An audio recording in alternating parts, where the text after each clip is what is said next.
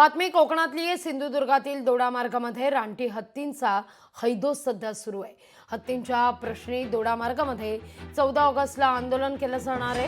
ठाकरेंच्या शिवसेनेकडून ढोल बजाव आंदोलन होईल।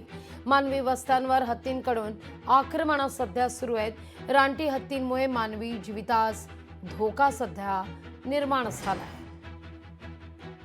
या संदर्भात कालच जो जखमी शेतकरी होता त्याच्या कुटुंबियांची आम्ही भेट घेतली। पुढच्या उपचारासाठी त्याला गोव्यामध्ये हलवलेलं होतं। खरं तर 30 जून ही तारीख महाराष्ट्र सरकारनं दिलेली होती की ज्या ठिकाणी हत्ती त्रास करत आहेत तिथल्या हत्तीला त्या ठिकाणी उचलून जंगली अधिवासामध्ये आम्ही सोडणार आहोत। मात्र 30 जून गेला, 30 जुलै गेला, मात्र अजूनही कुठल्याही प्रकारची हालचाल या ठिकाणी केली जात नाही। दोडामार्ग तालुक्यातील जवळपास 80% गावं ही हत्तीबाधित झालेली आहेत, खूपच त्रस्त आहेत। मात्र ह्या सरकारला कुठचेही सोयीसुख या ठिकाणी शेतकऱ्याबद्दल नाही आहे। लोकशाही मराठी ऐका, पहा, जागरूक रहा।